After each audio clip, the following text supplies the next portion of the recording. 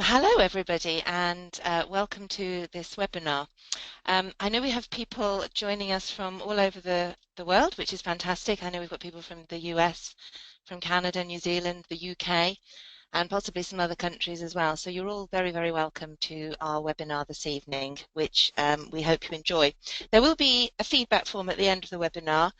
So please give your feedback, and we'll also ask if there's any other subjects that you would like webinars on in the future, then we'll see what we can do. So first of all, I would like to introduce you to our panel this evening. You have me, Claire Williams. I'm the Chief Executive of the National Animal Welfare Trust. And then we're absolutely delighted to have two very interesting and knowledgeable speakers with us this evening. We've got Ingrid Johnson, who's a cat behaviourist from Fundamentally Feline, who is sitting in Atlanta at the moment. And we have Liz Bales, who is a veterinarian and is the inventor of the no-bowl feeding system, who is sitting in Philadelphia at the moment. So truly international, and thank you very much, both of you, for joining us tonight. So first of all, sorry, I say tonight, I realise it's going to be different time zones wherever anybody is, but forgive me, it's tonight in the UK at the moment. So first of all, I just want to briefly just give you a few pointers on the technology, particularly if you're not used to attending webinars.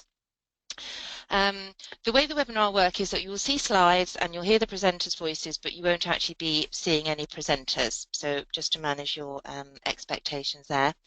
If you're having any problems with sound, we do have someone standing by who can help on the technical side. So you will see on the right-hand side of your screen, there's a series of boxes and there's one called chat. If you just type in there any problems, then we should be able to help you. And also, if during the presentations you have any questions, then also please type those into the chat box, even whilst the presenters are speaking. And we will have time for questions at the end. We've said at the minute we'll run till 8 o'clock, but obviously if the questions are coming thick and fast and everybody's still very engaged and interesting, then we will continue. We can continue on after 8 o'clock UK time. Again, as I say, we set it for about an hour, but we continue beyond the hour if we need to. Just some other things as well. You should also be able to see on that right-hand panel, under the section for handouts, a little PDF there, which you can download and save. And that's just a list of some of the resources that are referred to during the presentations, rather than have to write them down from the screen. There's a little handout there for those. And also just be aware that because of the format that we're using, you can't actually embed video into the slides. So any videos we've shown will be played separately, and it might come up a little bit as a smaller box on your screen. So just click on the full screen for those so you can watch the videos in full screen. So I think that's it from the technical side. So I'm just going to do just a little introduction to the National Animal Welfare Trust as we are hosting this evening. And this is our very, very first webinar on anything to do with cats and cat behaviour. And we've actually been completely blown away that we've had over 400 people register for this webinar, which is amazing. And as I say, from across the globe. So clearly there's a lot of interest out there. So just a little explain the National Animal Welfare Trust. We're a rescue and rehoming charity in the UK. We've got 5 centres across the south of England. And we see our role not just as rescuing and rehoming, but also with the wider responsibility to promote responsible pet ownership. And webinars like these are just one of the things that we do. We're completely funded by donations from the general public. We don't receive any government funding or anything like that for the work we do. So if you enjoy this webinar and you would like to make a donation, then please visit our website, which is up there, and make a donation. And also you can go to our website and find out a lot more about who we are and what we do. So the reason that we got involved with Liz and Ingrid and have reached a point of presenting this video is down to a shelter program called Open Paw. And this is developed by Kelly Dunbar in the US. She's a dog behaviourist. I promise I won't mention the D word too much tonight because this is all about cats. But she invented the Open Paw Shelter Program, and NAWT were the first rescue in the UK to introduce Open Paw for dogs. We've seen some amazing results the dogs are much less stressed in kennels and are presenting themselves much better to new owners. And the Open Paw program also covers cats as well. So we spent quite a bit of time developing the program specifically for cats. And just to explain just a little bit more about how Open Paw will work for cats and why we're doing it. The aim is to reduce stress levels within a cat environment. It's obviously a very difficult time for cats when they come out of a home and into a rescue. So we want to try and help them settle in as best they can. We want to encourage more of natural behaviours and give the cats much more to do whilst they're in the cat pens with us. And also to teach them some good life skills. Open Paw is going to teach them handling skills, getting them used to being handled, going into cat baskets without the inevitable struggle sometimes, and also a little bit of training as well. So they get lots of human interaction, and we're also going to be teaching cats to sit and various other things like that. And all of this is designed to actually improve the way that the cats present themselves to potential new owners, so that they have a better chance of getting homed. Quite often we find in rescue, cats just hide themselves away in a basket somewhere and don't really interact. And we always see that it's the cats that are at the front of the pen interacting with humans that get homed quicker. So if we can teach the cats some of those skills, it's going to make a huge difference. So how we're going to achieve this through Open Paw is by setting minimum mental health requirements for the cats, and that's all about the level of activity they get through the day, and even basic things like food and water and the like, just making sure that cats have everything they need so we can keep stress levels as low as possible. We're going to feed them through foraging toys, which obviously reflect natural hunting behaviours, rather than using bowls, which has been done in the past. And this is obviously how we started to link up with Liz and with Ingrid, because we discovered Liz's invention of the no bowl, which she's going to talk about a lot, so I'm not going to go into that. But Liz has very, very generously donated no bowl feeders for us to pilot Open Paw at our centre in Watford in Hertfordshire. So we're really grateful for that, and it's been fascinating learning how Liz came about developing the project. Also, because we've also got a structured training program with different levels for the cats to increase daily human interaction, we came across Ingrid because we were looking at different ways of improving the way that we can handle cats, teaching cats to accept being handled, training cats, and again a lot of the additional enrichment within the pens. And Ingrid's got some fantastic videos and information sheets on her website, and as I say, that's how we got in touch with her. So we've come to know these two really great ladies through some very interesting means. So that's just very briefly on Open Paw. Now, we started a pilot of Open Paw in our centre at Watford 2 weeks ago, and we've been absolutely amazed at the results of how well the cats have started interacting. And here's just a few photos of some of the things that the cats have been doing. Top left, you can see that each cat now has a little feeding station, and when anybody walks past, they take a piece of kibble out of the jar, drop it down the little chute, and the cats get used to the fact that humans appearing means a little bit of food coming, which can't be a bad thing. And it's great watching how the cats, they all got a different way of catching the food. And there's a video on our website, nawt.org.uk, that just shows some of that in action if you want to see a bit more. You'll see we're using things like mazes for feeding the cats, and then also with the black cat at the bottom in the middle there, you'll see they're using the no bowl feeder, which again is a great, is using their hunting instincts to get their food, and it's incredible how quickly the cats have that. At the top there, you'll see we break down their food on a daily basis. So we weigh out their daily allowance, and then we feed it to them through the kibble pots, through the no bowl feeders, and through other feeders. You can also see we're teaching a cat there to train to touch a target. The cat doesn't look terribly happy about it, but the cats are really enjoying some of this training, and you can train cats, we've discovered, which is great. You can see we now have cat baskets actually in the pen all the time, so that it's not a weird thing that suddenly appears when the cat has to go to the vet. And the great thing is we can now put up signs, as you can see, that say, please feed the cats. come and see what's going on in the cattery. And literally within a few days, all the cats were coming up to the front of their pens and saying hi to everybody. So you can't get me out of the cattery now. I have far too much fun in there. So that's just a little bit about what the National Animal Welfare Trust is doing with cat enrichment, and particularly with Open Paw. But I know you haven't tuned in to listen to me, so thank you for listening to that little bit, and I do hope you enjoy the webinar.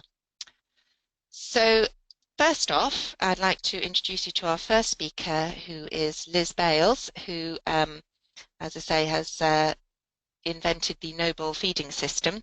And I'll now hand you over to Liz.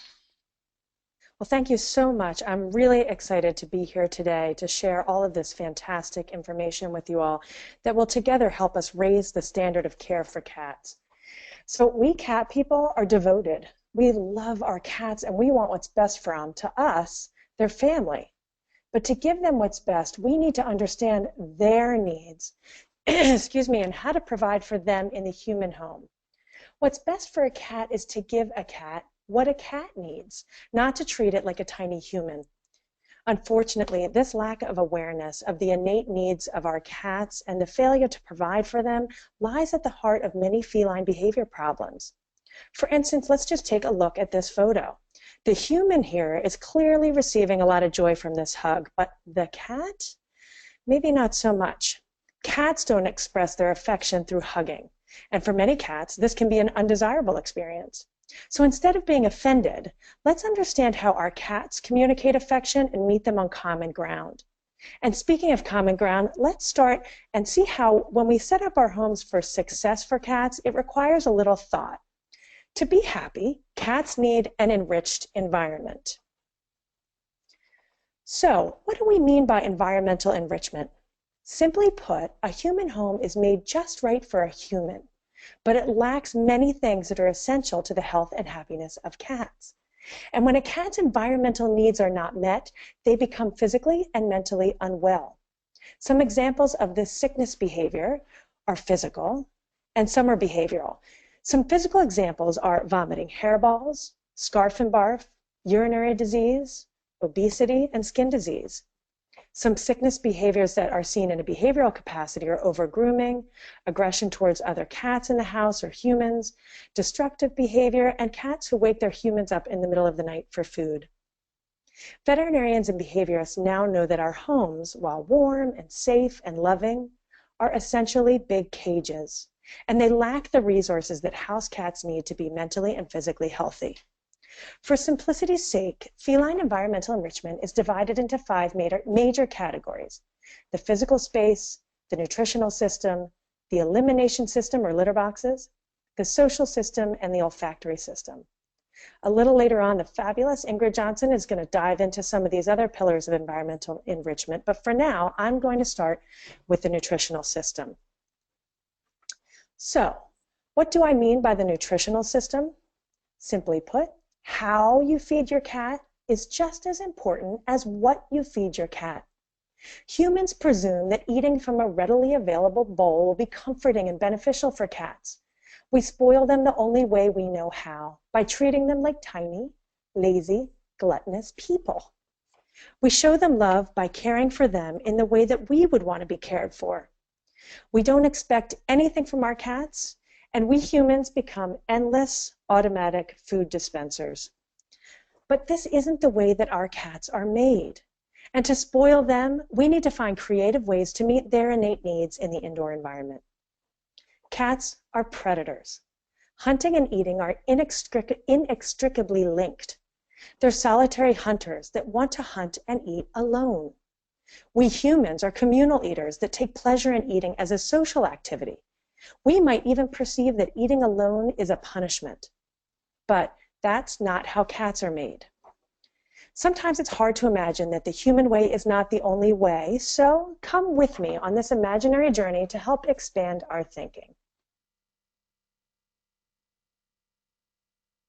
Imagine, if you will, a fanciful world ruled by giant robins. These robins love to keep humans as their companions, and they love us so much, they want to give us the best of everything. So I was lucky enough to be chosen by this kind and loving robin who wants to keep me safe and warm and cared for in his giant nest.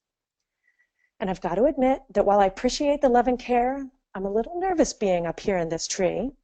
It's too high up for me and it's pretty confining, and I don't have any of my regular coping mechanisms like Facebook or chocolate to help soothe my nerves, and I'm starting to get a little anxious. I find that I have the urge to start biting my fingernails, and I'm even pulling my hair out. And now I'm getting pretty concerned about what's for dinner. My giant robin parent is trying so hard that she wants to feed me in the kindest and most loving way that a robin knows how. But I've got to admit, this is not my preferred method. If my robin parent really loved me, he would give me what I need, not what he needs. And I don't speak robin, so I'm not going to let myself starve. I'm going to get my nutrition in the only way it's offered me, but honestly, this is not good. If I could speak robin, I would explain that however grateful, if he really loved me, he'd give me what humans need, not what robins need. He'd put me back on the ground, set me on a nice table on the forest floor, and provide me with 3 meals a day, served on a plate with a nice glass of fresh water, because that is what a human needs to be physically and emotionally healthy. Feeding me high up in the nest makes me anxious and afraid, and being fed directly from your beak is very kind, but I prefer a nice table setting and, frankly, a nice glass of Bordeaux. So I hope you can see that how we feed our cats is just as important as what we feed our cats. There's been so much debate over what's best to feed cats, wet, dry, raw, but it's time to recognize that the how is just as important as the what. We all recognize that cats are hunters, and feeding them from a bowl is doing nothing to meet this essential feline need, and it's making cats unwell. So let's think about what a cat really needs. We start by looking at the natural state of the cat, and fortunately, veterinarians and scientists have been studying this for decades. Cats are social animals and they do live in social groups, but while cats may live together, they don't need each other for survival. And it's important to respect the fact that cats are predators. The need to hunt is baked into their DNA. To a cat, a meal is not as simple as obtaining calories. It's the essential time for a cat to express its natural predatory instincts. Moreover, cats are solitary hunters. They want to hunt alone. They want to eat alone. Healthy kittens are born with the innate instinct to hunt, but the technique of how to hunt is taught from mother to kitten. The technique is a learned behavior. So let's talk about just how important hunting is to cats. In nature, cats hunt between 10 and 20 times a day. They hunt both day and night. And they don't hunt in the same place every day. No mouse would be foolish enough to sit around in the same place day after day. Cats spend about 6 to 8 hours a day seeking their food. 6 to 8 hours, that's up to 80% of their waking hours. Roaming from place to place seeking food is their built-in exercise. They go through this series of behaviors called the seeking circuit. They seek their prey, then have short bursts of activity in the hunt of their prey, and if they're lucky, they catch their prey, play with their prey, and finally this state of arousal is completed when they eat their meal, then groom and sleep. And let's talk about what's a normal meal for a cat. In nature, cats eat small meals throughout the day and night, somewhere around 8 to 12 times a day in a 24-hour period. The edible contents of their average prey yield 1 to 2 tablespoons of food. That's about 30 to 35 calories, which in kibble form is about 10 to 15 pieces of kibble per meal. So how do we begin to translate this into how we care for indoor cats? It's normal for a cat to take 1 or 2 bites of kibble and then walk away from the food source, not a big meal like a person does. But when we see a cat do this, we presume they don't like their food. So we provide a tastier option and encourage our cats to eat a bigger portion at one sitting. And over time, this leads to a big problem. One of the most obvious problems of this lifestyle is obesity. By bowl feeding, we are overfeeding our cats' bodies and starving their predatory souls. And now that you understand the natural behavior of cats, it's easy to see that a bowl is a far cry from what feeds a cat's natural instincts.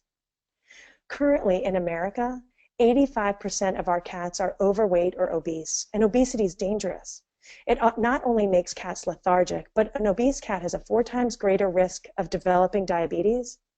In addition, a middle-aged obese cat is 2.7 times more likely to pass away than a cat that's a healthy body weight. As we discussed, in nature, cats spend 6 to 8 hours a day seeking their prey. This is their built-in exercise. Hunting promotes physical activity and mental engagement, and without it, a cat can become withdrawn and stressed, often sleeping for long stretches of time. I hear people say, my cat's lazy, it won't hunt, and this is a common misperception. Your cat is inactive because it's not hunting, and it's time to reverse this behavior. Some feline specialists perceive this inactivity as a very concerning sign. It's normal and natural for cats to exhibit hunting behavior. And when a cat is reluctant to exhibit this behavior, it may be a symptom of a reaction to a poor living environment. It's important to be patient with these cats as they return to a more natural state of hunting activity. So now we know that it's normal and natural for cats to hunt both day and night. And without this option to hunt for food at night, it makes perfect sense that your cat might find another late night option, like waking you up in the wee hours of the night to be either fed or entertained. In the beginning of this presentation, I used the term scarf and barf. If you're not familiar with this term or have never experienced it, consider yourself lucky. Some cats presented with a large bowl of food have trouble exhibiting restraint. The drive to stuff their little feline faces too strong in the face of such abundance, and they gobble up a huge portion of food. But remember how we talked about that a cat's stomach is designed to hold 1.5 to 2 tablespoons of food per feeding?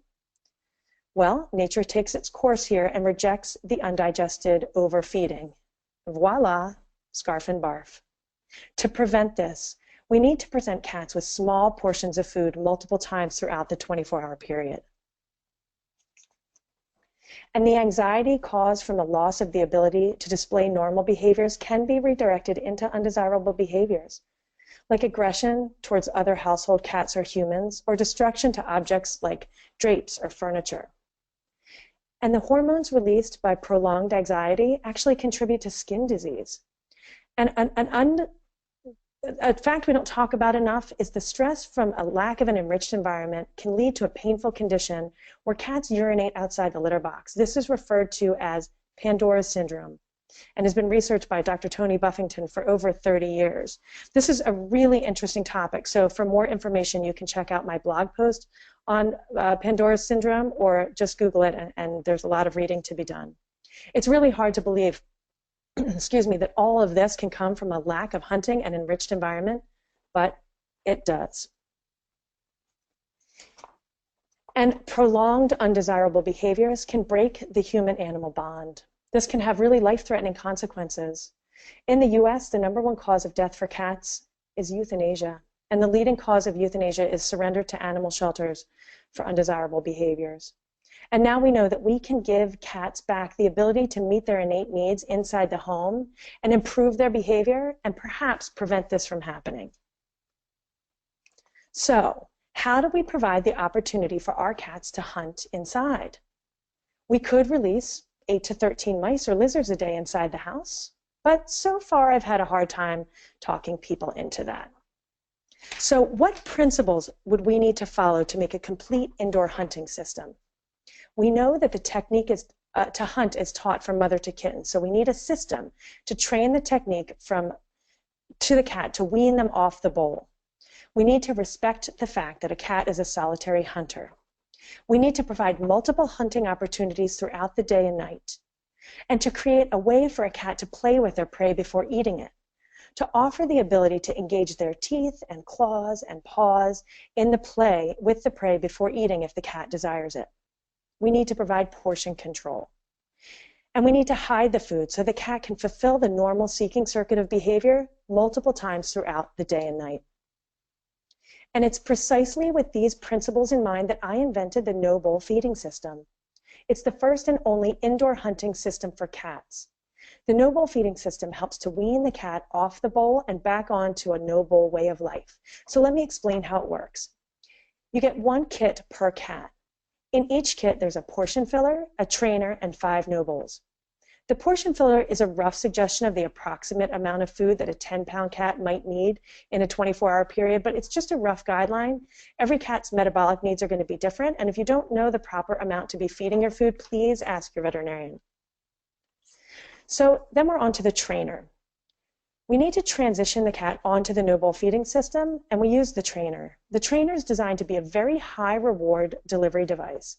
As you can see, your cat can see and smell the food, and you want to put some high value, really tasty treats inside so that it helps your cat to want to interact and engage with it. And eventually, even the most reluctant cat will investigate the trainer, bump it with its nose, and the food and treats will fall out.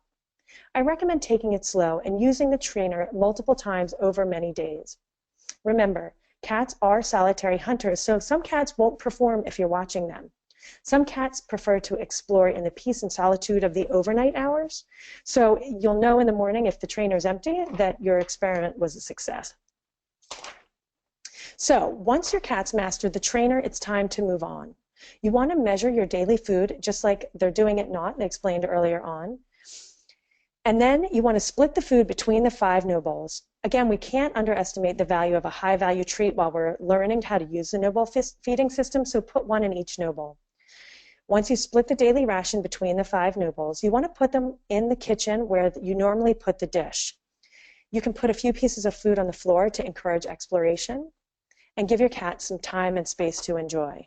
If your cat's unable to dispense the food, you simply tip one over and show them how it's done over the course of the day. You want to repeat this daily, and it may take a few days or weeks for your cat to adjust, but be patient. Measure the daily ration and treats and split it between the 5 no-bowls and repeat. Take this step slow.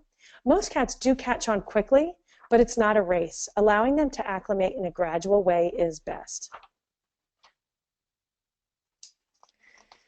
Now, once your cat is fully trained onto the no-bowl feeding system, pick up that bowl and the hunt begins.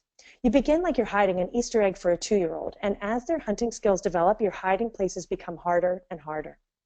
The no-bowl itself was designed to be a high reward device to prevent failure and frustration, and the level of difficulty is increased with a hiding place. You can get pretty creative as your cat becomes an expert hunter.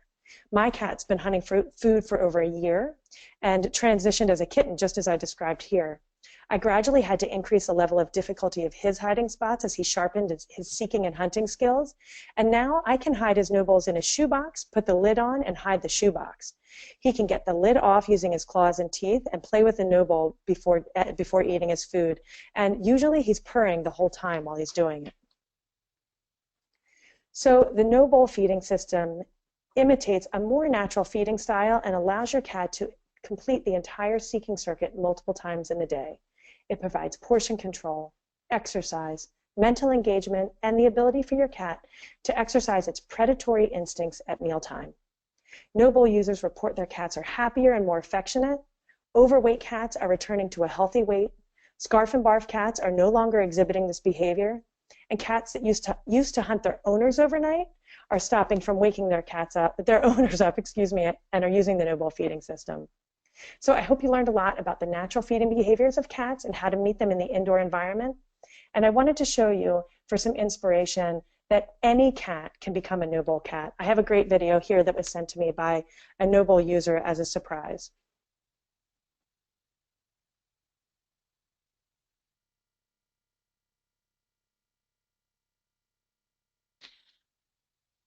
Well, thank you very much indeed, Liz.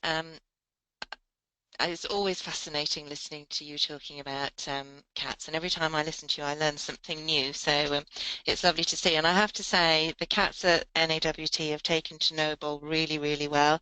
And some it took a little longer than others, but they're all very happy to eat from them now. So definitely a big success. So now I'd like to introduce you to Ingrid Johnson, who owns Fundamentally Feline. Ingrid's a cat behaviourist and is going to share with you lots of fantastic ideas about enriching your cat's house and some of the fantastic things she's been up to. So over to you, Ingrid. Thank you very much, and thank you, Liz, for that. And yes, everyone, I want to reiterate, do not underestimate your cats. I have had blind cats, handicapped cats, paralyzed cats, three-legged cats all use food puzzle toys, so they can do it. To reiterate, I may reiterate a little bit about what Liz said, but overall here we're going to delve into some other aspects of enrichment that can make your home a very fun and entertaining place to be.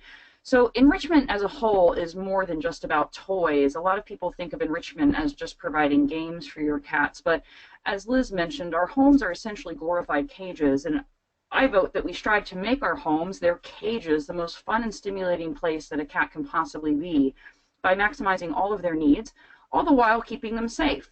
You know, we humans have created a world that is no longer safe for cats outdoors.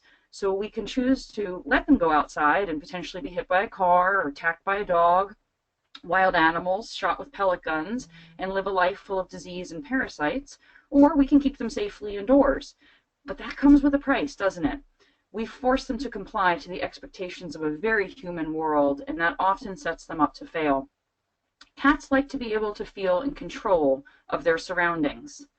They thrive on predictability and routine. They prefer to be able to be in control of their resources, also known as their basic needs, access to food, water, litter, vertical space, and a safe napping spot. They are a species, we have to remember, that are both predator and prey. So we need to meet the needs of both of these individuals. That means providing places to retreat that create a sense of safety and security, while simultaneously appealing to their hunting instincts and prey drive. This is where the term positive frustration comes in. Positive frustration refers to the animal having to figure out a problem, and when they do so, they're rewarded. And an example of this would be hunting, figuring out how you're going to catch your prey so you can eat. And in the home setting, we use foraging toys or food puzzles to mimic this predatory drive and create that positive frustration. Of course, playtime, with both interactive toys and solo object toys scattered throughout the home, as well as interaction with other cats, dogs, and humans, can all be potentially enriching and desirable, but to different extents based on each individual. So, rather than creating so much competition around mealtime, I recommend that you create feeding stations, specifically for canned food or meat, to allow them to graze on canned food the way they've previously grazed on dry kibble all these many years. The kitchen is not the only room in the house where food should be. We humans are the only ones that think that. Food is a coveted resource. They must eat. Just because they eat together, all lined up in a row in the kitchen, does not mean they enjoy it. In fact, they likely find it incredibly stressful. They push through out of necessity. So home offices, screen porches, the tops of your cat condos, your bathroom vanities, these are all great places for food bowls. Cats are also the most three-dimensional species we share our homes with. So we have to remember, not all the food has to be on the floor. So spreading this out allows the cats to eat in the locations and at the times they feel most comfortable, not at the meal times the owners have specifically dictated. So interestingly, life is also not so convenient for cats that they naturally kill prey next to a puddle. It is more natural for them to have food and water separated, just as they would if they were living outdoors. One of the goals of environmental enrichment is to appeal to the natural instincts of the cat and draw out their species-appropriate behaviors. Studies have shown that if you separate food from water by at least 2 feet, more is better. Cats will actually drink more water. And this is very important for cats that have history of urinary problems and that generally get the majority of their moisture in their diet through their prey. So if they happen to not like canned food and sustain on entirely dry, they need access to water and more water intake. So more mental stimulation as a whole leads to less environmental stress. And foraging for their food works their mind and their body. If cats aren't sleeping or grooming, as Liz stated, they're generally hunting, and indoors we make food way too readily available, leading to obesity. Remember that cats are an obligate carnivore, so they don't technically need dry food. The majority of their food, if they like it and enjoy it, should be meat, and that can also be put in food puzzles. So Providing dry food and foraging toys eliminates the cat's ability to eat a whole bowl of food in one sitting and then later vomit the undigested food, as Liz stated, the scarf and barf syndrome. It's also a great time occupier. They have a lot less time to engage in undesirable activities if they have to spend more time figuring out how they're going to eat. I have found that in multi-cat households, it can actually lessen aggression because, again, they're too busy trying to figure out how they're going to obtain a meal. They have less time to beat up their housemates. So some of these cats I've also found get along quite well over the common ground of utilizing a food puzzle, and they can be pleasant while foraging together because they're both being rewarded simultaneously. If they choose to spend their time together eating, that's their choice. Forcing it to happen is stressful.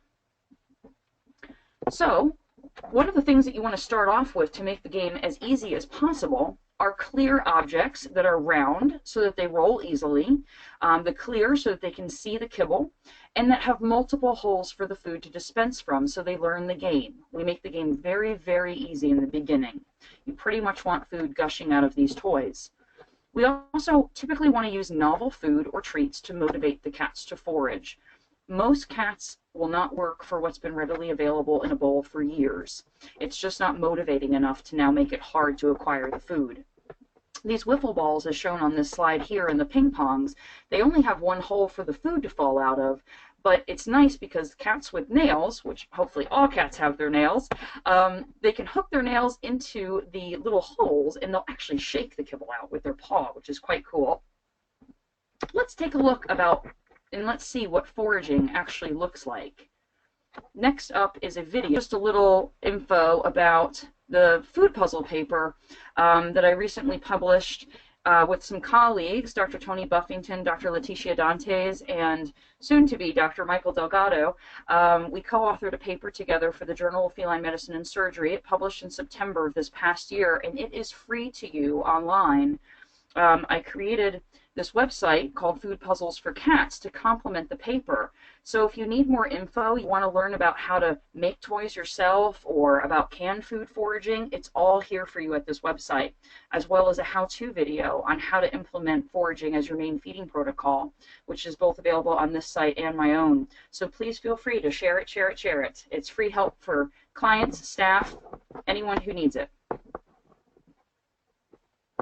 So the placement and maintenance of litter boxes is another enormous factor in achieving feline contentedness, and we often make litter boxes too hard to access, we don't keep them clean enough, we fill them with lots of stinky stuff, and then we wonder why our cats are not compliant. Litter boxes should be big. 1.5 times the length of your cat's body is ideal. They should have lots of room to move and turn around without ever having to step on a soiled area. Litter boxes should also be uncovered, and if using this large storage bin style, which is my first preference and what I recommend, they should be clear so that cats can anticipate if someone is approaching them in the box. These boxes provide the function of a hooded box but without the hood, so everybody wins. The humans have the mess contained inside. It keeps them from peeing and pooping over the edges by accident or digging the litter and spilling it out the sides of the box and misaiming over the edge, of course. Remember, back to this fact that cats are a species that are both predator and prey, when they go to the bathroom, they're in their most vulnerable state, so they must feel safe and secure or they're going to find another place to go. So I encourage you to be the change. Most people's litter boxes are gross. They shouldn't be. It's a disgrace. Cats do not want litter box rooms. Cats would prefer their litter boxes to be heathered throughout your home so they can leave their scent in multiple places around the home. So I suggest we stop hiding them and start having litter boxes that we can be proud of. Be sure to offer one more litter box location than you have physical cats in your home. That means that having 10 boxes in one room is not acceptable. You want to have actually different litter boxes in different locations. Be sure to scoop daily, no exceptions, and dump and scrub the boxes every few weeks, cleaning them with a non-offensive cleanser, and replace the boxes every 2 years. I like to put a Sharpie date on the bottom of my litter boxes so that you know when it's time to replace them. With just a month in the year is usually acceptable. And when I say a non-offensive cleaner, I mean not to use things like orange and lemon scented dish soaps, because citrus is actually a deterrent for cats. They do not care for that scent, and that could actually deter them from going back and using their box. So if you insist on having a hooded litter box, make sure that the entire box is clear so that the cats can feel safe while using it. Again, cats don't want litter box rooms. They would prefer for everything to be interspersed throughout the home, so be creative. Your bathrooms are a perfect place for litter boxes. We go to the bathroom there. Why shouldn't your cats? Bedrooms, you generally don't entertain in the bedroom. Great place for your cats to want to leave their scent. Not worry about having guests see the litter boxes. Home offices are fantastic, screen porches, all great places for boxes and much less scary than basements, laundry rooms, and closets. So let's talk a little bit about the importance of vertical space and outlets for normal scratching behavior. They're very important aspects of enrichment for cats. Cats are the most three-dimensional species of all of the species we humans have chosen to share our homes with. It is absurd to think that one can have a cat and not facilitate its innate need to climb. Cats take great comfort in being up high, and height allows them to survey a lot of area from one single vantage point, which can give them a lot of security. It makes them kind of feel like they've got their back. The dominant cat in a home can change from room to room, floor to floor, and piece of furniture to piece of furniture. There is no such thing as an alpha cat. There is usually not one dominant cat in the feline world. It is ever rotating based on who owns that space. And height, not only does it increase the usable square footage of your home, but it allows cats to communicate hierarchy of a given space without engaging in confrontation. So vertical space is imperative for these guys. Be creative. Vertical space on my website, the page is loaded with ideas, so I feel free to go there and copy off our paper. As you can see here, from left to right, our construction's gotten a little bit better over the years. The project on the right being a bit nicer, but it doesn't have to take up a footprint on your floor is the point. You can build it all on the walls, so you don't have to take up any usable square footage for you, the humans. This next slide actually shows how it can be really incredibly aesthetically pleasing.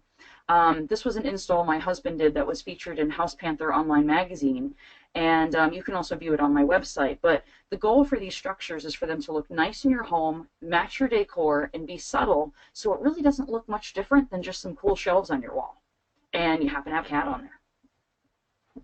So, scratching. While we're on the subject of vertical space, perfect time to talk about scratching behaviors. Cats scratch for three main reasons. They scratch to scent mark. They actually have scent glands in their paw pads, and so they're leaving behind like little kitty text messages, if you will. And to groom their nails grow in layers like an onion, so they have to peel the sheaths of their nails, or else they will grow into their paw pads and potentially embed into the paw pads. They also scratch to stretch and blow off frustration and stress. I liken it to us driving down the road with the windows down, our favorite song, and we're singing at the top of our lungs. It just feels good. It gets the ants out of their pants. So good scratching posts are sadly a bit hard to find. Good scratching posts should be a minimum of 32 inches tall, so your cats can achieve a full body stretch when using it. It should be sturdy and stable. Cats do not want their scratching posts to move. Don't waste money on the kind that hang from a doorknob. If you think about decks and trees and deck railings, they don't move around and wobble when a cat goes to reach up and scratch on them. So they should never topple over on your cat while using it. And the majority of cats prefer to scratch sisal, but any abrasive texture can be offered. Fuzzy tufted carpet, like most people have on their scratching posts, and a lot of cat condos have, teach your cat to scratch that texture and often leaves them ungratified because it doesn't help remove the sheaths of their nails. It's not abrasive enough. So most people don't have sisal rugs in their home, so cats don't make the same connection that it's appropriate to scratch the carpet just as the same texture as their scratching post. So as a whole, just find whatever abrasive texture your cat likes. It might just be natural wood. So setting your cats up for success. Cats do not feel the need to scratch mark in an empty guest bedroom where no one spends any time, or in the basement where you never go. Get an attractive post that you can be proud of and put it in a prominent high traffic area. Cats prefer to scratch in pathways where you and they pass through each day. Again, they're leaving messages behind when they scratch. If you need a resource guide to train yourself, your staff, your clients, there's also a How Does Your Scratching Post Measure Up video available on my website, which we're more than happy to use as free education to share. Interactive play is obviously a very important aspect of enrichment, and it can strengthen the human-animal bond and build a stronger relationship with you and your cat. It's an enormous outlet for exercise and to get out pent-up energy, and it's the ultimate way to let them hunt. Play is actually quite powerful, and many people don't realize that playing with your cat can change a cat's perception of a space from a place where stress happens, for example, fighting with another cat, or a place that's been urine marked frequently, to a place where good things occur. So you can actually use play to resolve some behavior problems if you use it correctly. The greatest thrill in life for a cat is to eye, stalk, chase, pounce, kill. That sequence is only achieved through hunting. Interactive play and, of course, foraging toys provide the best outlets for hunting that you can provide your cats. Cats can be very prey specific, so you will waste money trying to find a prey that motivates your particular cat. Keep at it and try a myriad of different toys. Do not leave the toys out unattended when not in use, as that lessens novelty and it lessens their motivation to play with it at all. So interactive toys should always, always, always be out of sight and out of mind when you're not playing with them, to increase interest and also for safety, so they don't chew through the strings and eat small parts. And just a little word about laser pointers. They never give your cat anything tangible to kill, and this can leave them very frustrated and unsatisfied.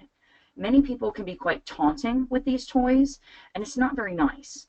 So if you're going to play with a laser pointer with your cat, end the game with a physical toy, tossing a treat, or offering a canned food meal at the end of the game, so that they essentially have caught their kill. A couple interactive play do's and don'ts. People often tell me that their cat doesn't play, and I find it's just because people don't know how to play with their cat. Don't whack your cat in the head with a feather toy. Birds do not fly at cats' faces. Cats actually are unable to focus about 8 to 12 inches in front of their muzzle. They use their whiskers. Their whiskers sweep forward and create a 3D tactile photograph of what's in front of them.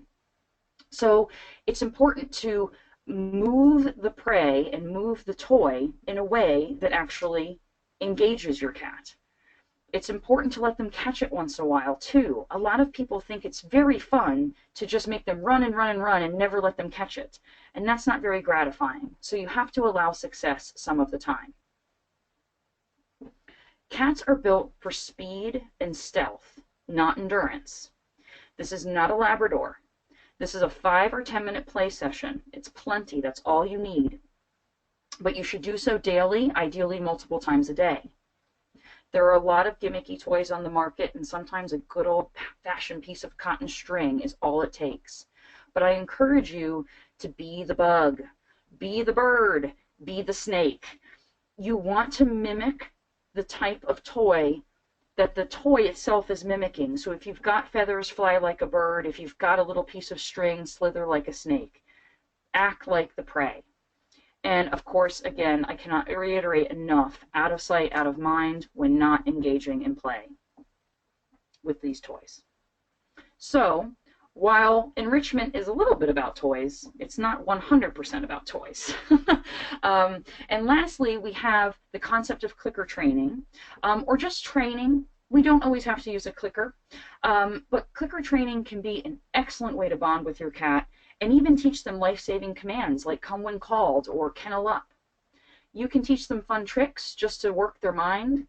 You can teach them how to run an obstacle course through your house to engage them in more physical activity and burn calories. You can teach them to do cool tricks at your next dinner party. But in the end, cats are very, very trainable. We just need to have this expectation of them. So it's some about toys, not entirely about toys. But true enrichment encompasses the whole home environment and all of the cat's day-to-day needs.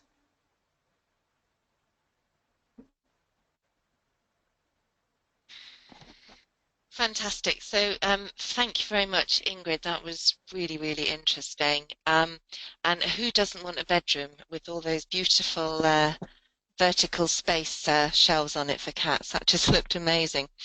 So, hopefully, you've all gained quite a lot out of that.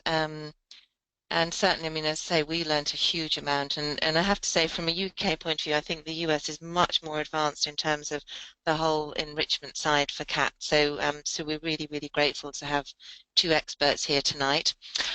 We've now got some time for some questions, and I'm pleased to see the questions are coming in. So if you do have a question, please type it into the chat box. If we get more questions than we've got time to answer, then we will respond by email, or if it's one that we can't answer right now, we'll respond by email. But we'll dive straight into questions. And the first one actually came through on email earlier today. Some of it may already have been answered, but I think this is possibly one for Ingrid to start with. So Nikki says, I've got two cats, and the older one urinates on the bedroom carpet to wake me up when she wants breakfast. Do the panel have any suggestions on how to stop this? She uses the litter tray with no problems, and there were no puddles recently when I was away for 4 days. I'm currently shutting the bedroom door at night, but don't like to sleep with the door shut. Well, that is a very lengthy answer, but a couple of quick suggestions. Cats do not urinate out of spite. I wonder if she does have access to her litter box at all times in the night. Some people do keep their kitties in the bedroom at night without access to litter. It doesn't sound like that's the case, but I have heard that quite a bit, and we should not dictate when it's time for them to go to the bathroom. One thing that you could do is try having a timed feeder out in the other part of the home, closer to the kitchen area, away from the bedroom, that is set to go off around the time that she would normally wake you up, so that you draw her away from the bedroom and you have it go off before she would start engaging in vocalizing behaviors or doing things to try to get your attentions for food. I am a big proponent of free feeding cats. I just allow them to free feed uncanned and have foraging toys available to access when the canned food is either gone or if it's gotten dried up. So if we're meal feeding her, she might be hungry and frustrated. Again, we have to remember cats eat 9 to 16 meals a day. So if we're feeding her twice a day, I would be pretty anxious for you to get out of bed and feed me too. So we want to give her control back into her life, and that may make some significant improvements there. Great, thanks, Ingrid. Have you got anything to add there, Liz? I think that Ingrid hit on the major points. We want to make sure that the litter is accessible, but overnight hunting could be the key to success here. Great. Assuming, of course, that her urine has been examined by a veterinarian and she's not having any medical problem. Of course, and that's always the first bit of advice with any things like that with urination. Thank you. So another question we've got here, probably for Liz to start with. In a multi-cat household, how can the cats still have their isolated hunting experience, given that they do like such a large area to hunt from? This is a fantastic question. In most households, it actually works better than bowl feeding. Ingrid touched on this a couple times in her presentation. Cats are solitary hunters, so when they are expected to share a bowl in a single feeding station, it's actually more stressful for them. So when you use a no bowl feeding system, you want to use at least 5 no bowls per cat and hide them in multiple different locations throughout the home. So the cats have the opportunity to hunt and eat alone. This is working brilliantly in multi-cat households all over the world, actually. If you have a household where one cat hunts at a much greater rate than another, you might want to separate them for hunting time. And it's pretty simple. Same is true if you have a dog. That in my house, for instance, I have a dog and a cat. So my cat gets to hunt in my daughter's bedroom. So I can put his name is Carlos. I can put Carlos's no bowls up on the cat tree, on the windowsill, under a towel, in the shoebox that we talked about, inside a tissue box. Lots of fun, great hiding places that are different every day, and he gets to hunt by himself. So I think we underestimate the value of a closed door in the way that we think about our feeding stations for our cats. But that said, most of our multi-cat households are able to share the same space, and everyone's getting taken care of just beautifully. Yeah, and I have a couple things to add on that note too. And I do things a little bit differently and recommend things a little bit differently to my clients. We do really are big proponents of free feeding. And so I probably have 15 foraging toys on my floor right now as we're having this webinar. And I have 6 cats in my home, and no one is eating right now. No, my point to you is they're really great at self-regulating. They come up to their feeders and they get out a couple pieces of kibble, like Liz mentioned, maybe 10 pieces at a time tops, and then they walk out on the screen porch and watch the birds and do something else. They don't gorge, they don't obsess over it, and because they have food available to them all the time, they're not ravenous and crazed. I can open canned food and no one's in the kitchen meowing, no one's on the counter. They don't care because they always have food available. So we don't create any stress around meals, and we can just freely give them access to access it whenever they choose. I think I just wanted to add to that with it. When we bowl feed, we really are not giving them any way to express their natural predatory instincts, and that really can get redirected into so many negative behaviors that I touched on, but food obsession is one of them. And when they're allowed to have their natural instincts provided for, we find that this self-regulation comes much easier to them. It does, doesn't it? It almost seems like you have to saturate them in food for them to lose interest in food. And I think that's something really interesting that's come out of what you're both saying, that actually some behavior problems can be because of the way we're feeding cats rather than the food itself, and some can, particularly between multiple cats, can actually be solved by encouraging those hunting behaviors. So let's just move on. I've got a couple of questions about declawed cats, because it's not a practice that's used in the UK, but I appreciate it does happen elsewhere. And one of the questions is, my cat's been declawed, do they still have a need to scratch, use a scratching post? And then the other one is, if they don't have front claws, does that make feeding from toys a problem? No, not at all.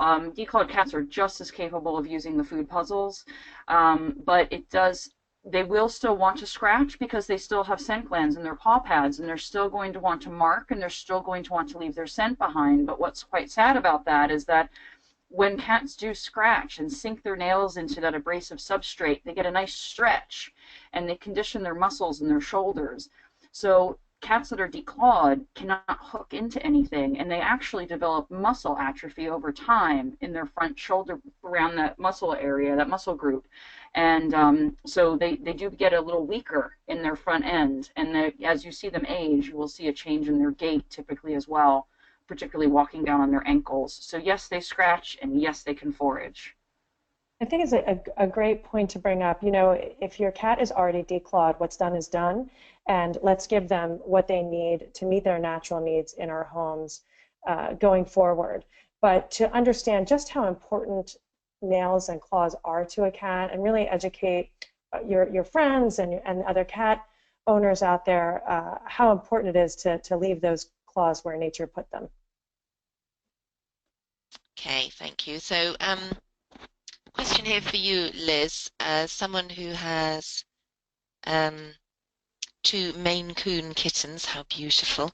He or she's been feeding them with food balls, and obviously measuring out the food, and it's just asking, looking at the no bowl system, the holes look really big, so does the kibble just fall out with the cat not working for it to come out? And then also, do you advocate only feeding with food bowls and no bowls, and not using the bowl? It's too many words with the bowl at all. So how many times can I say bowl in one sentence? Great question. Well, the food in the no bowl is a very high reward device. So the food does come out easily. It was designed to work with kibble as large as a dental kibble and small as kitten food. It does come out quickly. So the trick to having that work for you is you're going to measure it and put it between the 5 nobles per cat. And for a kitten, I might even, if it depends, you know, the more the better. I arbitrarily reduced this number to 5 to try to get people to at least do that. But if you're home and you're available and you're into it, you could use 5 in the morning and 5 in the afternoon so that there's tiny portions in there and they get more opportunity to interact with it. And then you increase the level of difficulty with the hiding space. It's something that we don't talk about so much, and I touched on in my presentation, is the seeking out of food and engaging the olfactory system is really quite important so that they have that part of the game in addition to just the manipulation of the noble with the game. Some people who really want to slow things down have actually used like an athletic tape or a duct tape to cover one of the holes or 1.5 of one of the holes, and that's a possibility to slow down the outflow of the food. But don't underestimate the importance of the hiding space. And the second part of your question is, yes, I believe that no dry food or treats should come from a bowl. If you're feeding wet food, I haven't found a way to noble wet food that makes me happy, that you can really use a cloth outer covering to engage the teeth and claws if the cat so desires. Cats seem to even prefer that soft outer covering to the plastic, whether they have claws or not. So the science part of them being able to really move it around and engage with it in a noble way makes me not able to do wet food just yet. I'm still working on it. But dry food or treats should always come from an interactive feeding device. No bowl at all. To Liz's point, one of the things that I like the most about the no bowl is the size of the holes, specifically because I'm not in a position to make any dietary recommendations to the many attendees, but if you're going to eat mostly canned food and work for your dry, it's a no-brainer to me that the dry food should be a dental kibble. If the cat doesn't have any special medical needs, I'd like to see a dental kibble in the food puzzles, because we should maximize the crunching benefit that they would get just as if they were eating prey outdoors and crunching through feathers and flesh and bone. So if the cat doesn't have any special medical needs, dental food in the toys is always my first choice. Thank you. And actually we have had a couple of questions about wet food versus dry food, and I know certainly there is a school of thought that, and someone's raised it here, that we should feed cats only wet food and not feed dry food. So it'd be interesting to get your views on that. And then also someone else has asked, you know, how, if you're feeding wet food, how do you keep it fresh throughout the day when feeding just small portions at a time? This is a really controversial topic, and I don't. We know that cats are obligate carnivores. I always try to go back to the science. So the higher the meat content, the better. That said, in America, I don't know the statistics for the UK, but in America, over 70% of people are still feeding a dry-only diet. So I do advocate for how you feed is just as important as what you feed. So if you're going to be feeding dry food or treats, they should be working for it. There's evidence if you have a current urinary disease that more moisture is better, and that is easily achieved through wet food. But Ingrid touched on, if you move the water source away from the food source, that cats will drink more as well. So I think that a lot more work needs to be done in this area to come up with really what is the best food source for cats. One of my research heroes that Ingrid and I have both had the pleasure of working with is Dr. Tony Buffington. And I asked him this question, and I should let him speak for himself, but the answer that I get is that they should eat what food most serves the human and the cat, but that they should be working for their food. So the type of food itself, I don't have any great data for you. And I am a firm believer that, you know, a lot of people will say to me very harshly, dry food kills cats. And I don't believe that. I do believe that brands of food can cause problems, and we won't get into the details of that here, but there are a lot of foods that do cause problems, whether you feed canned food or dry food. So again, reiterating, I'm a big proponent of both, because you can't possibly feed 9 to 16 meals of canned food a day because no one's home to do that. And as far as keeping it fresh, I find a lot of people put out like little teaspoon-sized portions on plates, and it dries up to a crisp in an hour. I put out decent portions in multiple bowls around the home of the canned and allow them to graze on that. Breakfast is put out and it's there until dinner, and they work on it and they never finish it all because they're not ravenous for food. But if the dries up or they happen to clean the plate, then they can move over to the dry food and the puzzles.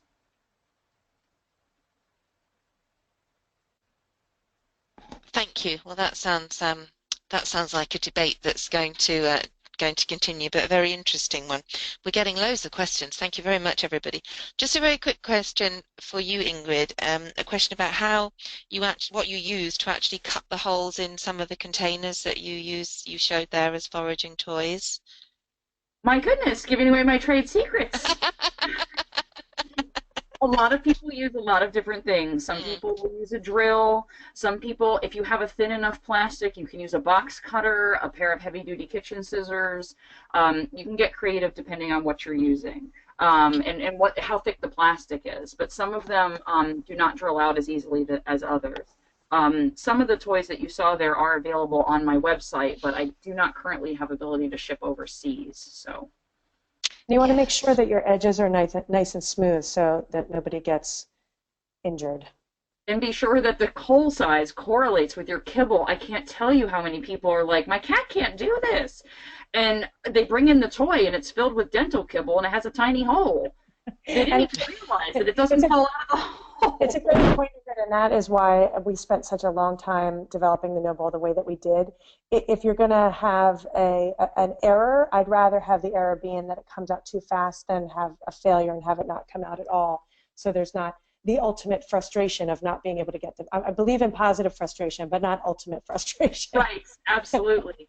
And I find that toys that have a hole big enough for dental kibble are actually really hard to find. So aside from the toys that I make in Liz's No Bowls, it's pretty tough to find a hole that works for dental food. I think you answered that very well without giving away too many secrets. Thank you. So here's the question. So my 2.5-year-old cat is hypervigilant and picky about food. And yes, a little bit spoiled. She's been pulling out her fur, and the vet's saying a possible option is antidepressant. Also, when she eats, she wants me right by her side. And yes, I sometimes feed her with a spoon. She has a foraging egg toy that she uses throughout the day. But what can I do about pulling out fur? That's a really complicated question, and I always just go back to the basics. And I think my contribution here was mostly in feeding, but we can go to what Ingrid touched on in a fully enriched environment. I'll let you speak to that, Ingrid. Yeah, absolutely. I was thinking about all of the other aspects of this kitty's life that don't even have anything to do with food. How often is she played with? Is she played with before mealtime to simulate the hunt and get some energy out, and then we eat? And some cats are attention eaters. That's not uncommon. But it sounds like this kitty probably has a lot of other aspects of her home environment, everything from vertical space to just having some fun games and things to do with her day that are likely making her very frustrated. And she may also be a bit lonely if she's an only cat. So depending on her personality type and how long she's lived alone, potentially introducing another cat to her life could be an option. It has to be done slowly and properly, of course. But I always recommend having pairs of cats and not having singles, particularly bringing in a kitten and raising them all by themselves in our glorified cage of our home. I liken it to Tarzan syndrome. They never learn to interact with their own species, and it's quite sad. And one other aspect, and the slide that's up right now, the Trainable Cat book, training her might be a great way to engage her both physically and mentally and build a bond with her that's not necessarily always surrounding meal time. So training might be very helpful. We talked about stuff to add to her life, and it's also important to think about, it'd be much easier if you had someone come to the house and do a visit like Ingrid does in her practice to see what else is there that we might need to take away. Are there objectionable noises that are stressing her out? Is it a multi-cat environment and a relationship between cats that's not going well? There's some stresses that to a human are imperceptible, but can really be emotionally destructive to cats. So the things that we add to the environment may be as important as the things that we take out. And home visits are so helpful and so eye-opening. And even when I don't do a home visit, I always ask for video of the home environment so that I can really see what's being offered. So just remember that grooming is a self-soothing behavior. And so she's stressed and she's coping the best way she knows how. And I wonder, I mean, again, video would be helpful here and a home visit would be super helpful. But I wonder if that being in her company when she's eating is soothing to her or not. You know, every cat is different and they don't all read the book. So I can't say for sure that that is a stress to her, but we may perceive that as a comfort when actually it's not. Hard to know without being there. But I will say it sounds like this cat parent is awfully loving and trying to do the best that they can.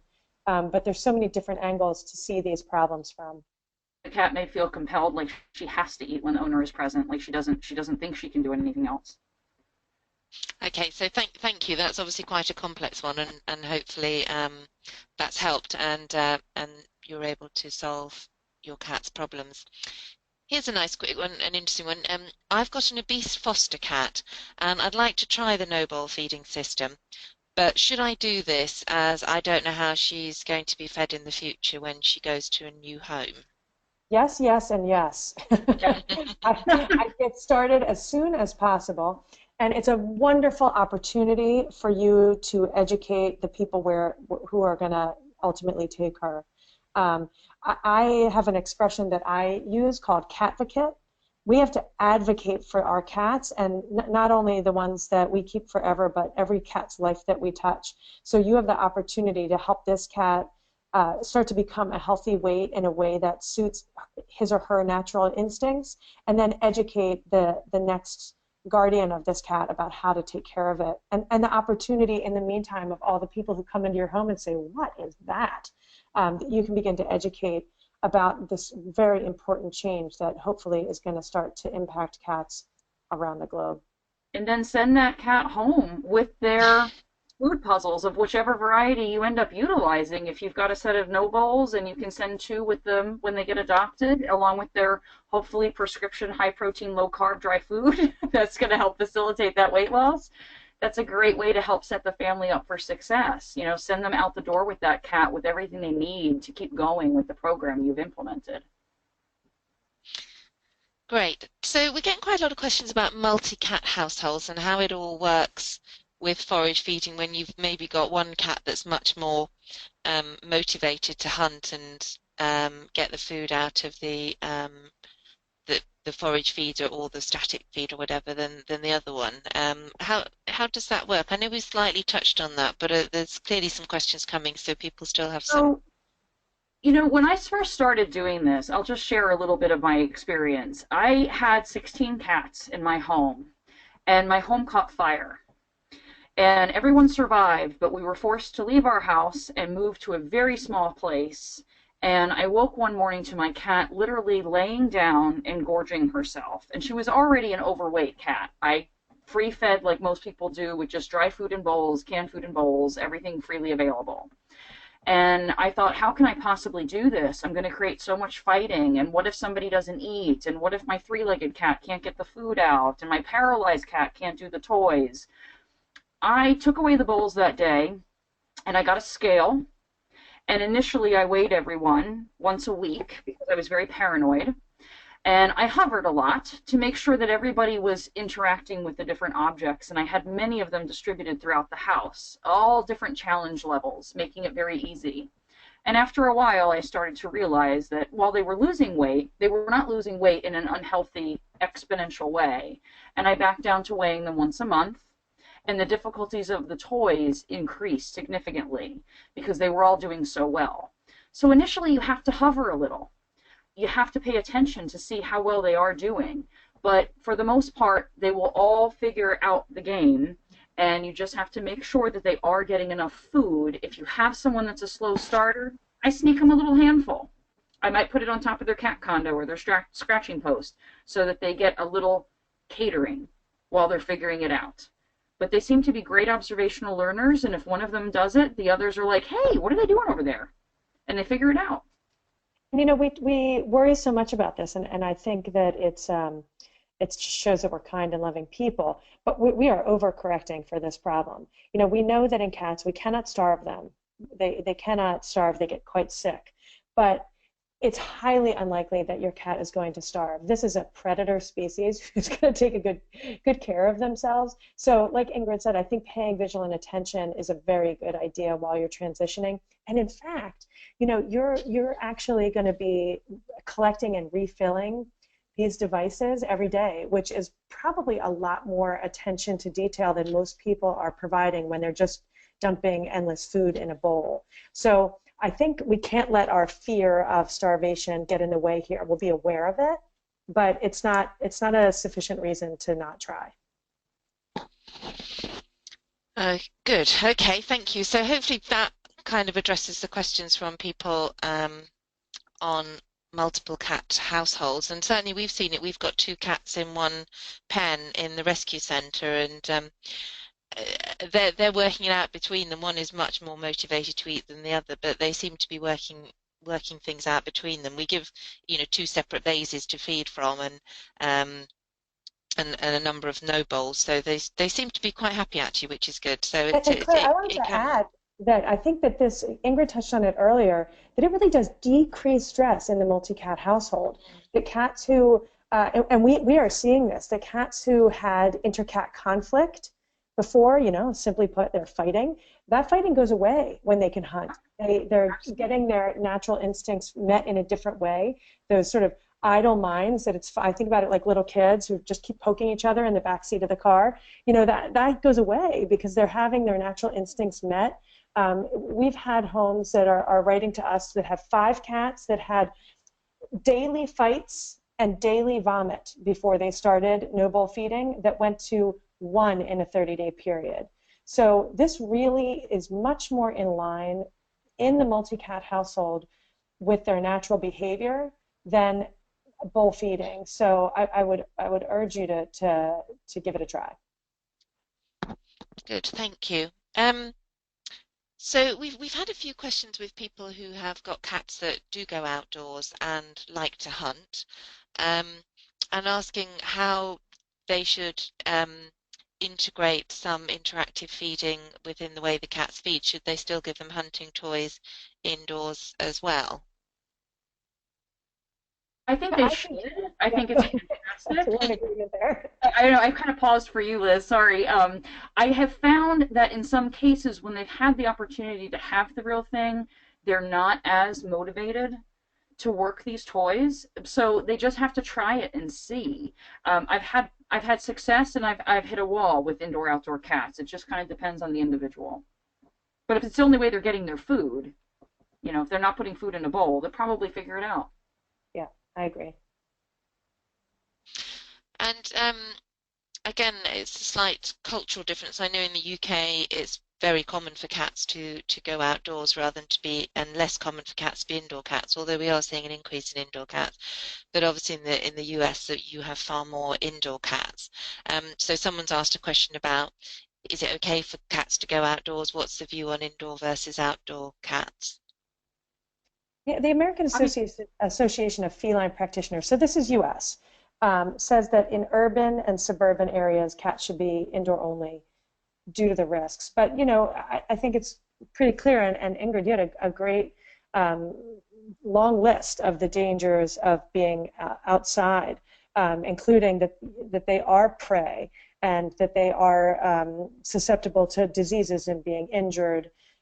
So there's lots of risks out there, but we might say that a lack of an enriched home and not having any of their instincts provided for might be even more dangerous. So I think if you are incredibly safety conscious, indoor only is best with lots of environmental enrichment. Absolutely. I think the indoor environment can be a fantastic place for them as long as you're meeting their needs. And that is the caveat, is that we've brought these guys into our homes, we've made them 100% indoors, and they just spend 20 years staring out the window at the birds, doing nothing, holding down the sofa, and that's not fair. That's not enriching. That cat probably would rather be going outdoors, even if it shortened its life. So I'm a big advocate for indoor-only cats, but utilizing all the books that you see on the screen right now is a great way to make that successful. Thank you. And here's a good little question from Italy. And I've pronounced the name wrong, probably just like Jolay. Do you recommend any particular toys or ways of playing for a blind cat? Because we saw the blind cats using forage feeders, but are there any specific toys that work well with blind cats? Well, you probably want to find some things that have some noise to them, but we also don't want to scare them. So you have to be really cautious about what noises you introduce. I like little things that crinkle and rattle, and very gentle bell sounds, but really loud bells can be super scary. And like grassy type toys that have kind of a rustling sound are very engaging. And I also think the concept of clicker training a blind cat can be fantastic. Clicker training a deaf cat is harder. You have to use usually some sort of visual marker, like a light flash, but a blind cat can very easily be clicker trained, and that can be a fun way to engage them as well.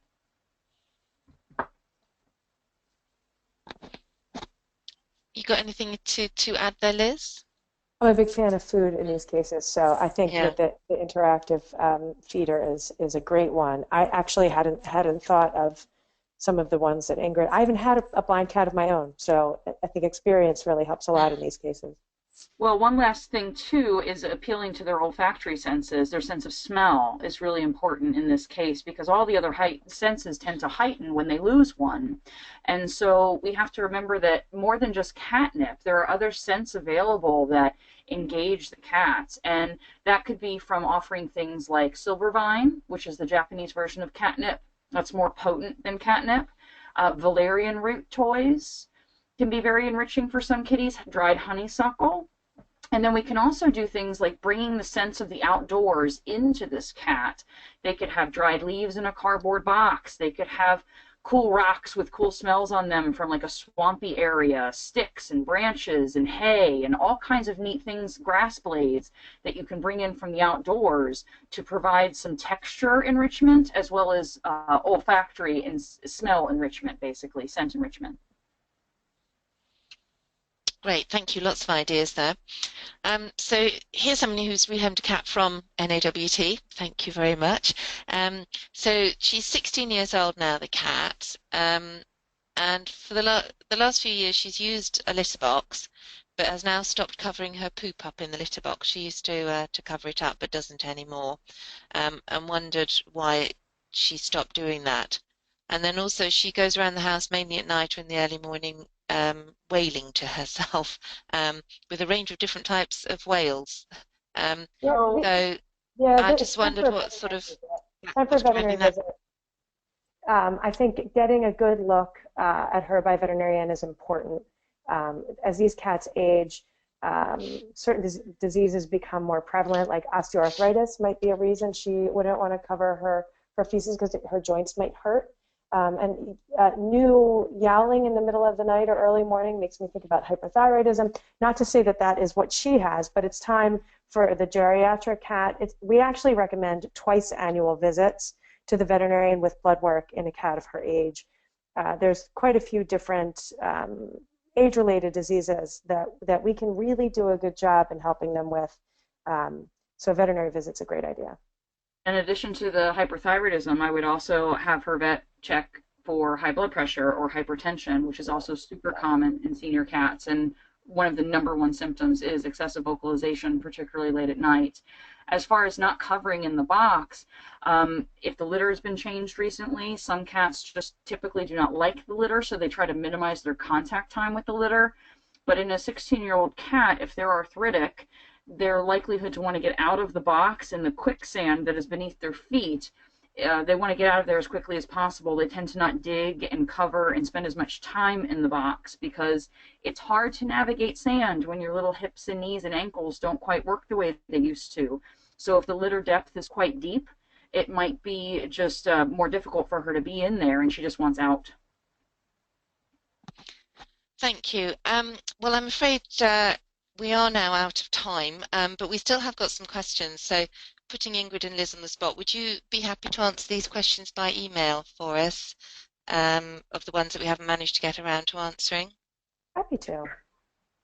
Fabulous, thank you. So we'll try and answer all the questions that we haven't answered online at a later date. As I said, we've got the handouts that you can see in the handout section there, the PDF with a lot of the resources. We've got everybody's email addresses up on a slide here now if you wanted to email any of us about anything. And this session has been recorded, and you will be receiving the recording in the next couple of days, so watch out for that if you missed bits or had to drop out part way through. So all that's left for me to do is to say thank you so much to Ingrid and to Liz for your insight and your time and your support in this webinar. I really do hope that everybody who's been listening has found that as fascinating as certainly I have. And thank you to everybody for joining us on this webinar.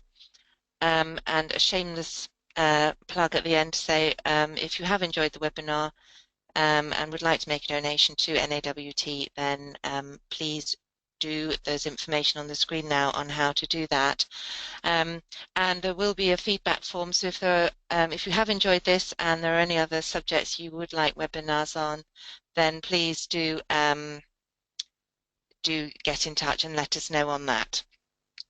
So all that's left to do is say thank you, everybody. It's been a really, really good hour and a half. Can't believe how the time's flown, and hopefully you'll join us again at some stage, and enjoy the rest of your day or evening wherever you are based. Thank you very much. Thank you. Thank you.